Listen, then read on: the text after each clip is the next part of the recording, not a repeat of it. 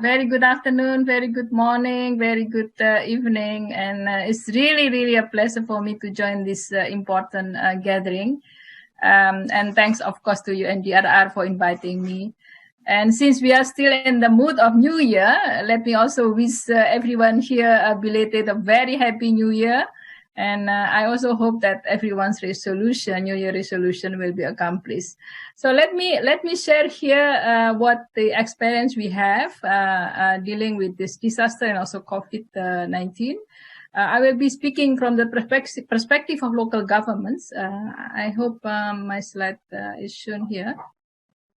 Yes, okay, thank you, because I cannot see both sides. Okay, so yes, I think when you see the outline of the presentation, I will be covering several aspects here, and I hope the time will be sufficient.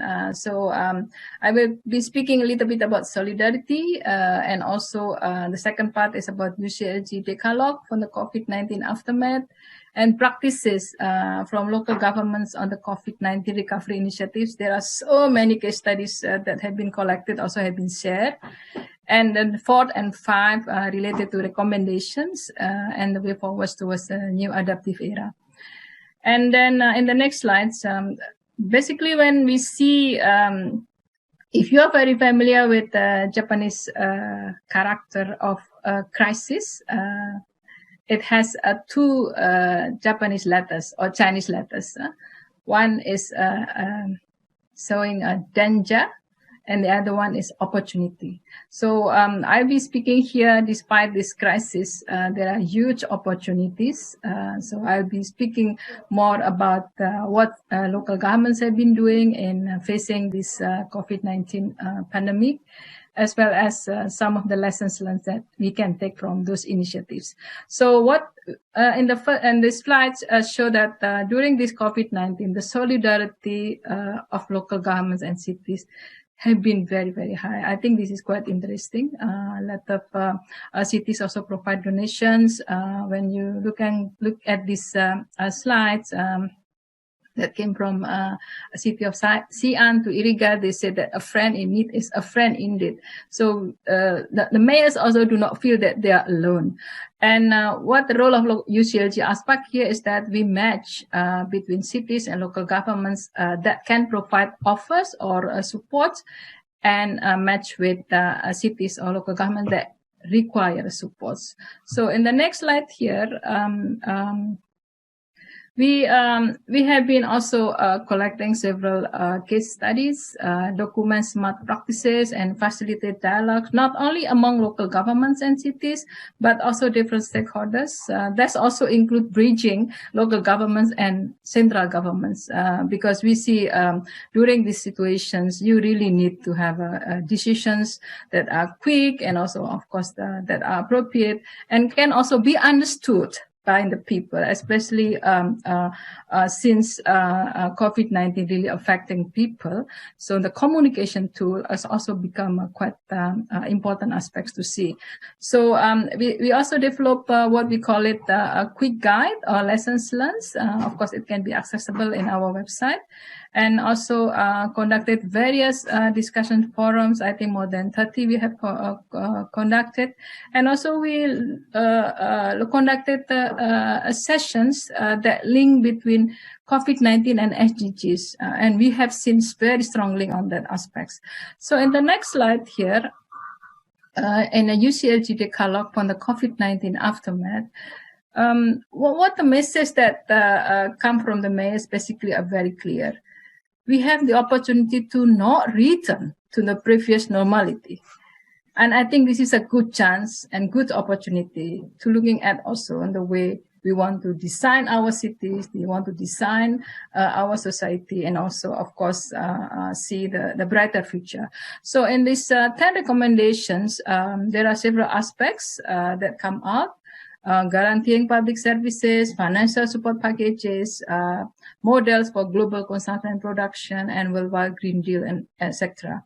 And there are also more than 658 initiatives that have been uploaded in the website of UCLG and Metropolis, and there are covering 34 countries. So in the next slide here, some of the examples. And what interesting is that I like the presentation what the Philippine mentioned, that because you are already resilience, and there are a lot of initiatives actually that came already before COVID. And then that become also a good lesson that inspires others as well. So, for example, the IRIGA supply chains, because we understand that during COVID, supply chains for having food resiliency has also been considered as high. So basic goods on the wheel in IRIGA city actually started long time ago.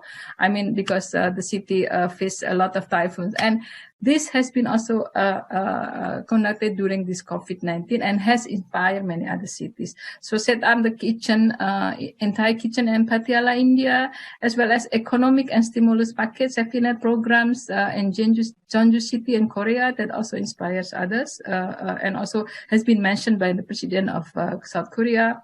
And Jeju has also initiated several outbound on the open space tourism in new normal era for domestic hiking, biking. So they have a changing on the lifestyle as well. And in terms of community engagement, grassroots voluntary Jogotongo neighborhood initiative in Central Java, Indonesia. And we have seen similar things also in Malaysia. Another one also data synchronization that has been also a big deal, a big issue, because you can have optimal safety net programs if you have a very good data.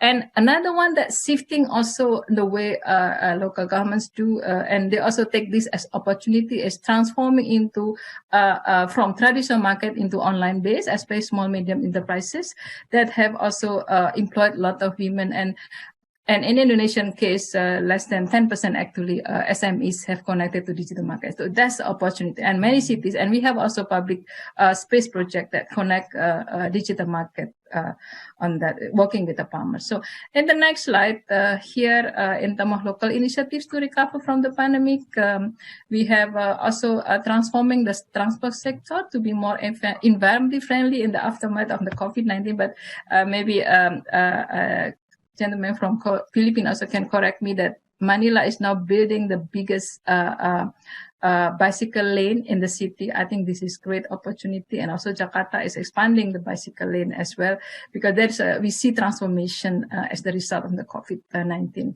And we also produce a quick guide on fighting against COVID-19, looking at the importance of how we deal with the public transport system.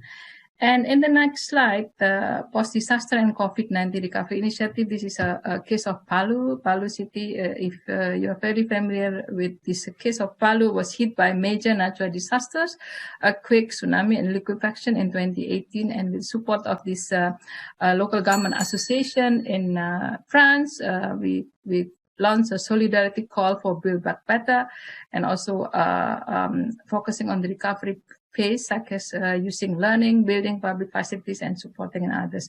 So let me conclude here with some recommendations. I think the recommendation for mid and to long-term recovery, cities are the key to the post-pandemic growth. I think we really have to think the way our city looks, looking also building cities that also looking at the ecosystem, looking at the cities that are more compact and have a commuter-friendly and green. And greater decentralization and also empowerment of local government. We see this also effective kind of ways to have responsive governance, because if the local governments have a clear mandate in terms of their authority, or they have the authority, they will be able to do better.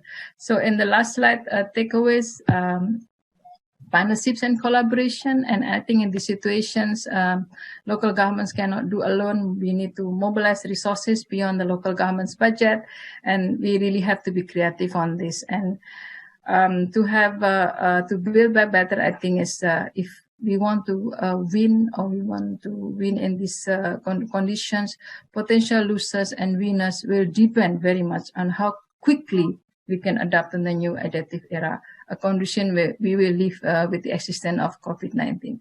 But the important aspect here is partnerships. I think we have seen very clearly strong collaborations, for example, among businesses and with governments, local governments, and also important of integrated approach to ensure co-benefits.